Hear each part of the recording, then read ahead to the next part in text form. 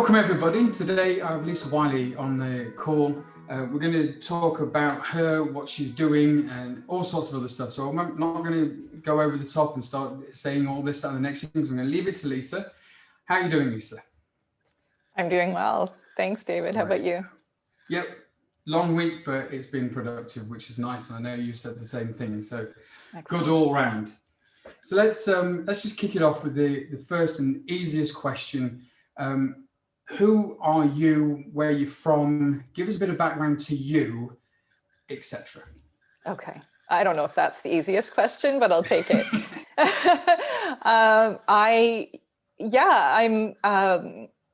I was born in Ontario near Toronto.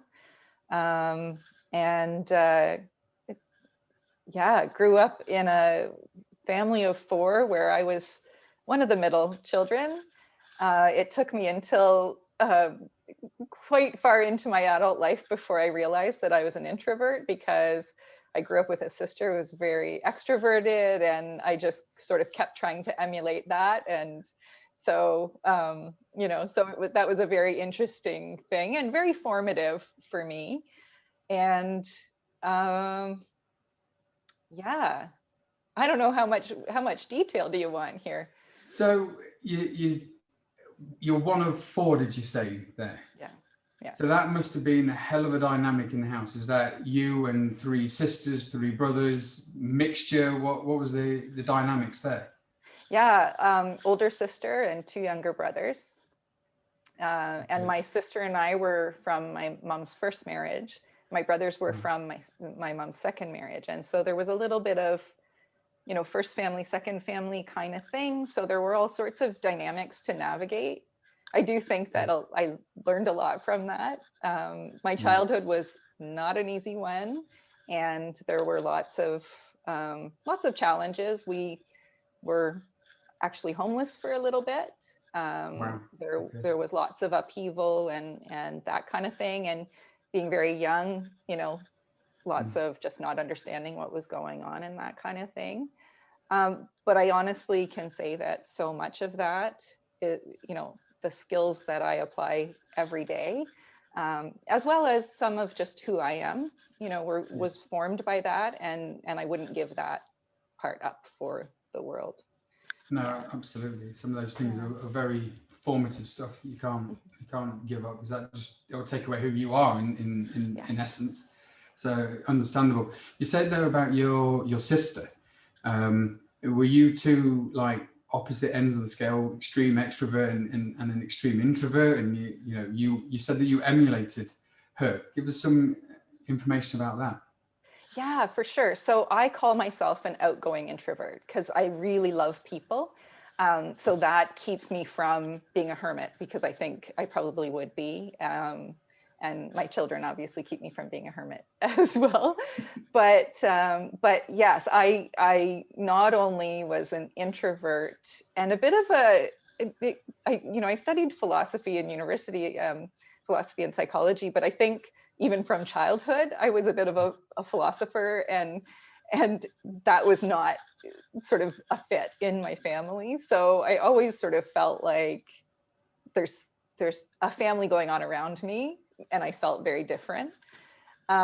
So I would just sort of try to emulate the behaviors, a little bit like an alien, coming to Earth and trying to sort of act human, right? I would just sort of look around and go, oh, this is what I'm supposed to be doing, but it wasn't, it didn't come naturally to me. So in later life, I've started to really just embrace the fact that I'm an introvert, and that sometimes those social situations are hard for me. And I kind of go, okay, what do I need to do to get through it and to feel myself and still, reach out and connect with people and that sort of thing.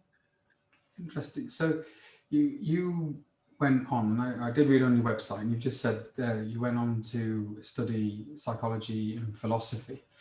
Now, you kind of said that you were a philosopher at heart there a little bit. But at the same time, did those formative things kind of inform you to want to get into understanding human beings, or is that just your innate need to understand the human condition, as it were? Yeah, I think that I think it's a little bit of both. So when when I was a kid, there was lots of conflict between my mom and my sister, and I was always sort of moving into that mediator role. I think I spent a lot of time sort of observing dynamics and that sort of thing. And then I also, like, I remember being like in public school and sitting in the playground in the evening and looking up at the stars, and like crying because I was like, I will never know everything about what's happening out there. Like there was just a depth of like curiosity and everything about the human condition and all of those things. So I think that that's evolved slowly. When I went to university, I had no idea what I wanted to do or anything. I just sort of went with the liberal arts degree because that was kind of the way to do it. And I was, terrible with certain subjects that I could have pursued, but were out of my reach. And so when I was sort of starting to just pick different subjects that I found interesting, a couple of things, like the philosophy courses just were like, it was like bing, and I just got so excited at learning how to think and all these explorations of these topics that I'd sort of thought I was the only one who was thinking about at the time, because I was young and assumed I was the only one thinking about these things. The psychology was really interesting because I loved that right from the beginning as well. And then when I got into sort of biopsychology and started to understand the wiring, and that was before we really understood neuroplasticity and that sort of thing, which is just fascinating and reassuring, I think, for a lot of people, that you can change the patterns in your brain by doing things differently and challenging yourself in different ways. So that wasn't something that we knew about at the time, but just really fascinating, and I'd love to say that I knew exactly what my calling was right then and everything, but oh my God, no, I didn't. I went all over the place and I did all sorts of different things. And I was just telling somebody just a couple of days ago about one of the jobs that I had in my teen years.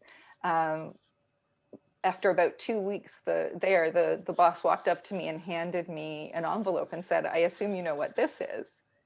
And I was like, and I think at the time I was probably 17 or 18. And I think what I said was, I assume it's not my bonus. And it was a letter saying your services are no longer needed. and so that was, I had a few painful firings at the time, but I just was finding my way and that kind of thing. I have ADHD.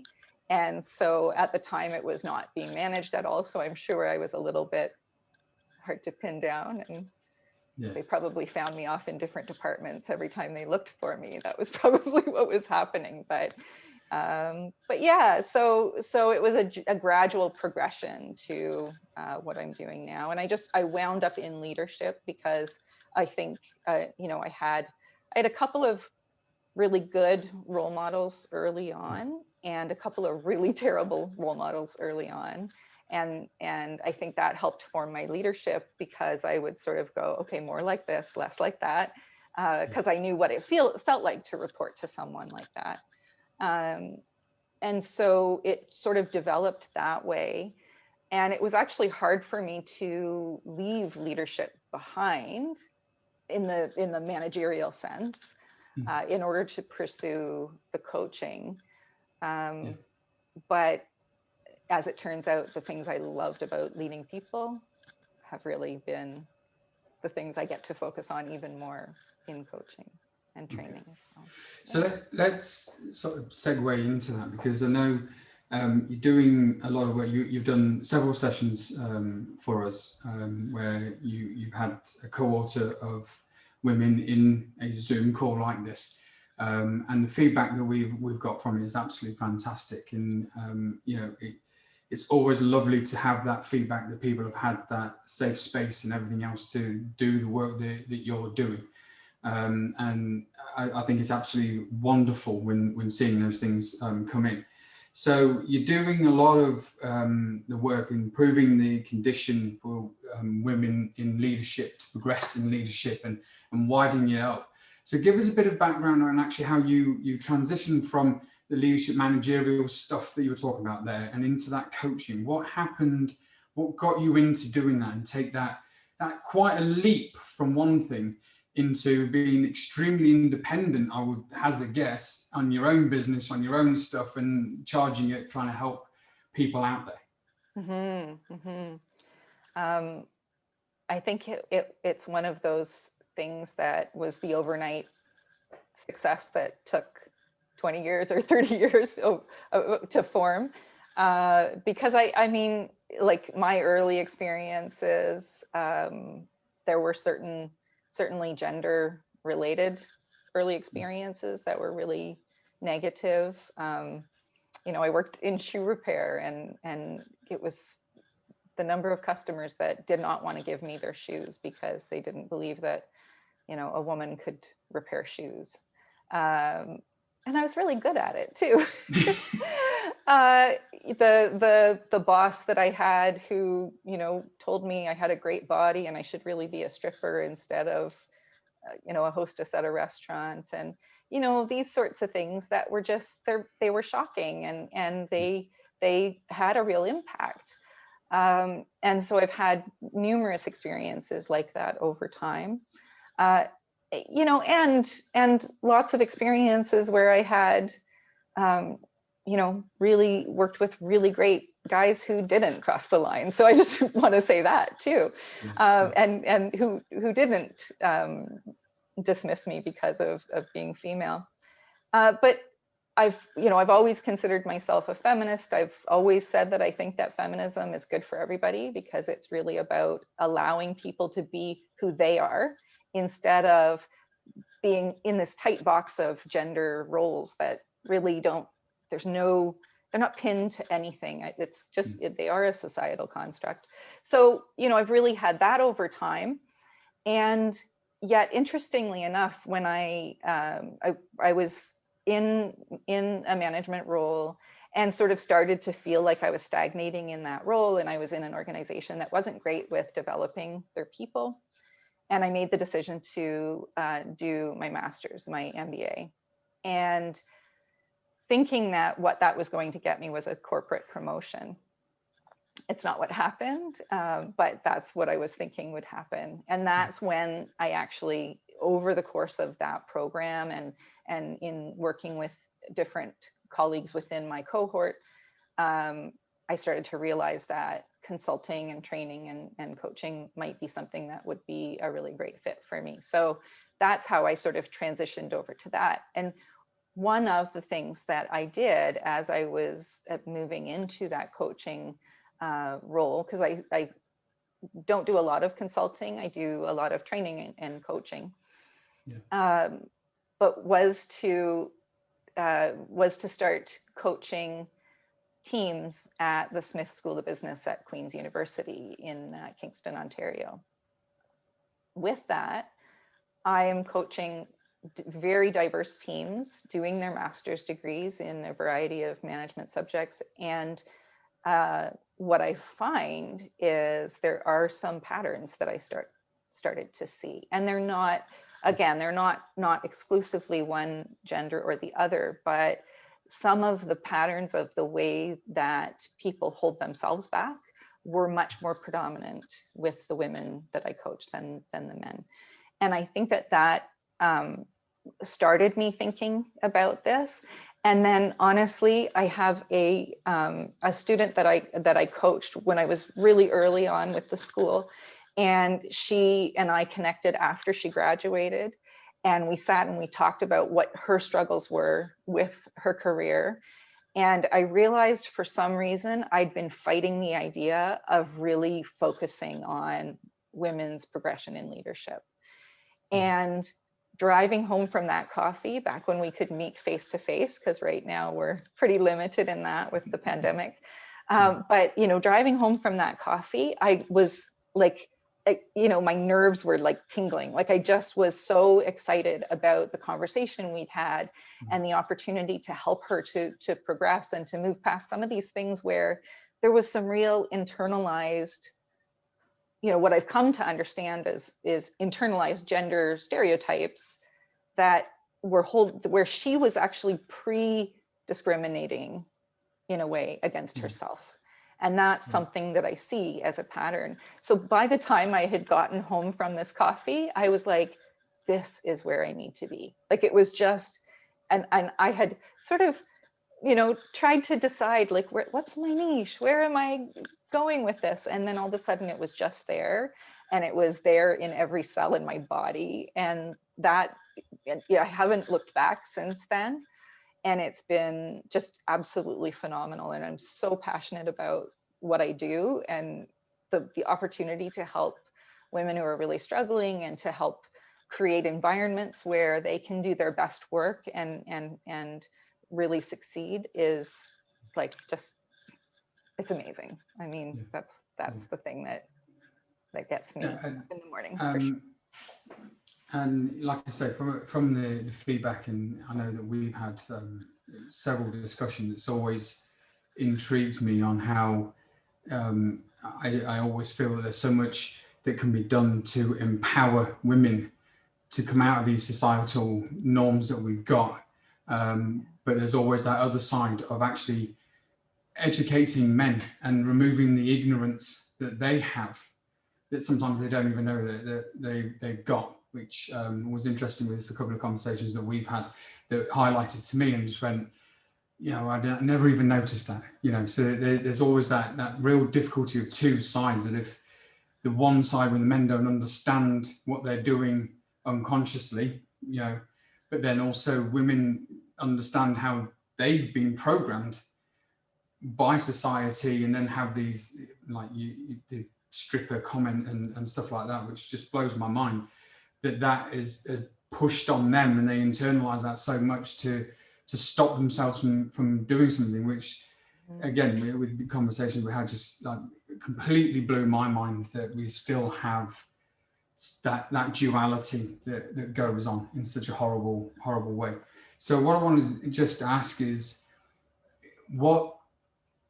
it's really hard to do this, because I know that it could be a whole bunch of stuff. And one of the previous interviews, I asked the same question, and she actually turned around and said, well, can I give 2 or 3 tips?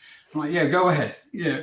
So I'll ask for the one, because I don't want to try and make it too big, but what's something that, to the viewers, whether male or female, I'm not fussed. If you want to say something, you know, to the men to be a bit more understanding and really think before they go and open their gobs and all sorts of stuff. I mean, there's hundreds there that even I can think of. Least of all, then, a tip or two just to really help out and you know, further the work that you're doing for women in leadership. Yeah. I can bring it to one. There are so many, and I could go on and on for a while. The one that I would say is have the real conversation. Okay. I can elaborate. Please do. Please do. Yeah. So often we talk around things, and we talk, when we talk about our real feelings, the real impact on us, the real misunderstandings, all of those things, we often talk to someone other than the person that we really need to be talking to. Yeah. And that is incredibly difficult. And I'm not only an introvert, I'm also very conflict averse naturally. So I have to go before I enter into any of those difficult conversations. And I will say that there are some really sexist men out there, but that is not the majority, right? What we're talking about is ignorance in the very kindest term. We don't know what we don't know sometimes. And what I find is most of the men I choose to spend any of my time with are actually really open to hearing what's happening, you know, and what I'm experiencing. And so being able to say, I know that you didn't mean it this way, or I don't think you did, but I'd like to share with you when you said this, here's the impact that I felt. And just that can be so, so massive.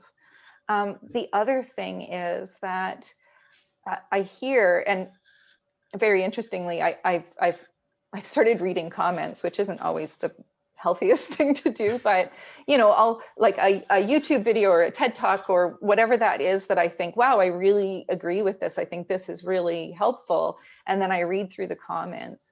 And what I see often is like there's misogyny there, but let's set those aside. I mean, those are not people that like those are people that need to be, you know, dealt with through HR. They're not people that it's going to be a conversation. But I hear a lot of just misperceptions and confusions and a discomfort with saying, okay, but wait, like I would so much rather somebody say to me, but I don't understand how you say you're a feminist and yet you wear makeup and you do your hair and wear dresses. And it's like, oh yeah, like, thank you for the question. Please be naive and ask the questions that you think might be offensive, might be, you know, contrary to showing that you're a good guy and that you're, you get it. You don't need to show that you get it. Ask the naive questions. So in both cases, I would say, you know, talk about what's really happening and be open to hearing the other perspective or to hear questions coming back, because that's how we're going to really make things better. Yeah, absolutely. That's a fantastic tip. I honestly didn't expect you to come with that tip. I thought it was going to be something else, but interesting and beautiful tip that does encompass for any side of the equation, wherever you're coming from. Having those real conversations and talking with people rather than leaving that ignorance in the room, which is such a big problem on so many fronts. So, okay, so let's move to a little bit of a lighter note. And I'm going to ask you just to, you know, I mean, you told us some things with your family being homeless at some points and all sorts of other stuff. So we've got quite a few things right at the beginning of insights to who you are and stuff like that. Let's just put you on the spot a little bit and tell us something about you that nobody knows. I don't know if there's anything that nobody knows. I would be hard pressed to come up with something that nobody knows. And it's funny, I was talking to my youngest son. So I've got two sons. My older one is 19 and the younger one is 12. And I was talking to my younger son and I said, there's nothing that people don't know about me because I'm an open book.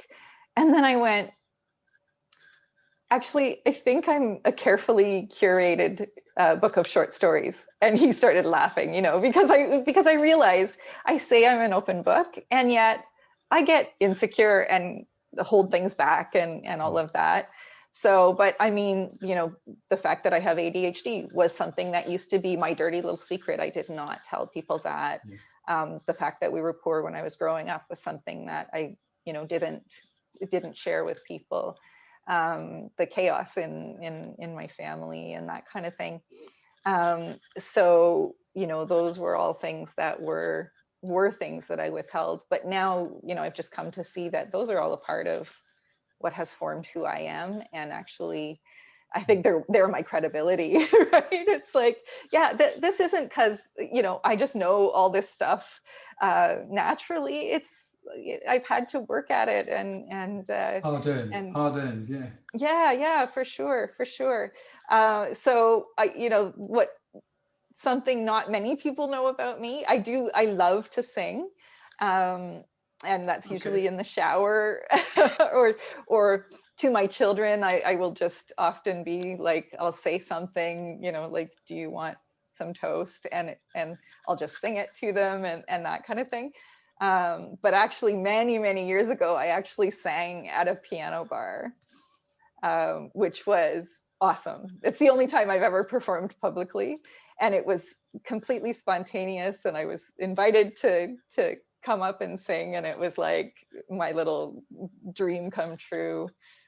In my fantasy, like, alternate universe, I'm either a scientist or I'm a lounge singer.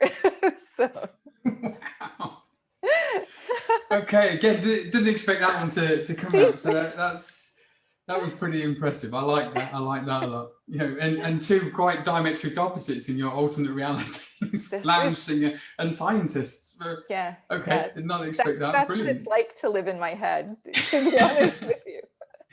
Fantastic, fantastic. Well, I wanted to say thank you for being extremely open, because there are obviously some things that you were saying there that are very deeply personal to yourself. And it's lovely that you are open enough to talk about that, and especially that you were a lounge singer and a semi-fantasy came true for you to be invited up. So all's very good. So thank you so much, Lisa, for doing this. I really do appreciate it. My pleasure. Thanks so much, David.